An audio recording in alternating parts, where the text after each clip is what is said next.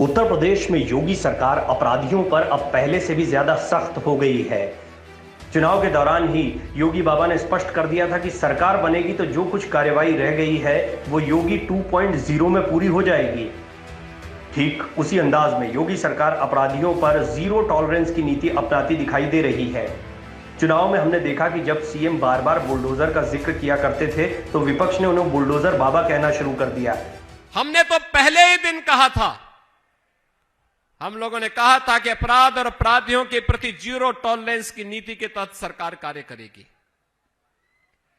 भाइयों बहनों, zero tolerance का मतलब यही था कि अगर किसी ने सरकारी संपत्ति पर कब्जा किया है, गरीबों की संपत्ति को जबरन कब्जा किया है, और अगर किसी ने प्रदेश के अंदर व्यापारियों की संपत्तियों पर कब्जा किया है तो संपत्ति को वापस उस गरीब को या तो सरकार देगी, और अगर सरकारी संपत्ति है तो वह संपत्ति वापस सरकार लेगी।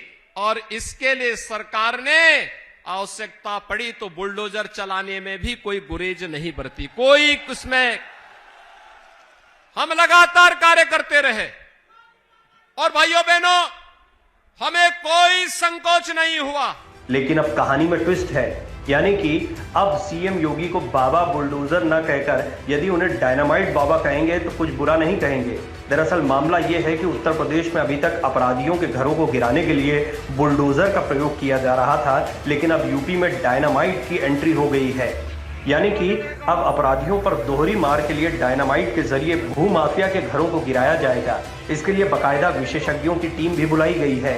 जानकारी के मुताबिक लखनऊ में डायनामाइट का प्रयोग ऊंची और बड़ी मंजिलों को गिराने में किया जाएगा, क्योंकि बड़ी मंजिलों को गिराने में बुलडोजर के दबने के साथ ही काफी समय बर्बाद होता है। लिहाजा अब लखनऊ डेवलपमेंट अथॉरिटी ने बड़ी बिल्डिंग्स को गिराने के लिए डायनामाइट का इस्तेमाल करने की योजना बनाई है। इसके लिए भोपाल से टीम बुलाई जा रही है।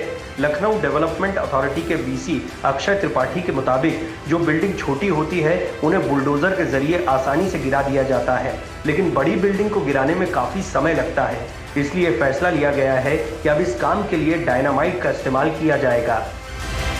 इसके आगे उन्होंने कहा कि हमने बाहर से टेक्निकल स्टाफ भी बुलाया है। ऐसी बिल्डिंग को गिराने में टीम को लगाया जाएगा। इसमें समय की भी बचत होगी, और साथ में अभी तक ये भी देखा जाता था कि बिल्डिंग को गिराते समय नुकसान भी होता था, लेकिन अब इससे बचा जाएगा। इसी दिशा में कदम बढ़ाते हुए हमने ये फैसला लिया है कि अब बिल्डिंग गिराने में डायनामाइट का इस्तेमाल किया जाएगा। हाल ही में मध्य प्रदेश में शिवराज सिंह चौहान के निर्देश पर रीवा में जिला प्रशासन, पुलिस प्रशासन और नगर निगम की टीम की मौजूदगी में बड़ी कार्रवाई की गई थी। शातिर बदमाश विजय पटेल के मकान को गिराया गया था। विजय पटेल के मकान में कार्रवाई के बाद प्रशासन ने उसके पिता इंद्रलाल पटेल के मकान के कुछ हिस्सों को भी गिराया। वहीं मकान के शेष हिस्से को डायनामाइट से गिराने के आदेश दिए थे। वहीं हाल ही में रीवा में सीएम शिवराज सिंह ने कहा था, एक बात साफ सुन ले, बहन बेटियों के साथ अगर किसी ने दुराचार किया तो किसी भी कीमत पर नहीं छोड़ा जाएगा, पूरी तरह से कुचल दिया जाएगा। जो गुंडे हैं, जो बदमाश हैं, जिन्होंने ऐसी हरकत की है, मैं कहना चाहता हूं, कहां है कलेक्टर और एसपी, कहां है आईजी? ये बुलडोजर कब काम आएंगे? करो इन्हें जमींदोज, तोड़ दो ऐसे गुंडे बदमाशों को जो बहन और बेटी की तरफ गलत नजर उठाकर देखते हैं। मध्य प्रदेश के मुख्यमंत्री के इस अंदाज को योगी आदित्यनाथ के अंदाज से जोड़कर देखा जा रहा था। दरअसल योगी आदित्यनाथ की माफिया के खिलाफ की गई कार्रवाइयों की इमेज बीजेपी के बहुत काम आई है।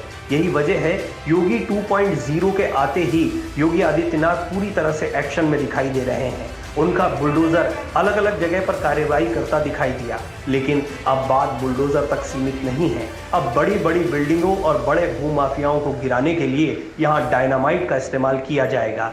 यदि बुलडोजर बाबा को अब डायनामाइट बाबा कहा जाए तो गलत नहीं होगा। Video desk अमरउजाला.com। डाउनलोड करें अमर उजाला ऐप और पाएं खबरें लगातार। अगर आप ये वीडियो YouTube पर देख रहे हैं तो हमारे चैनल को सब्सक्राइब करें और बेल आइकन को दबाना ना भूलें। अगर आप Facebook पर ये वीडियो देख रहे हैं तो हमारे पेज को लाइक करें।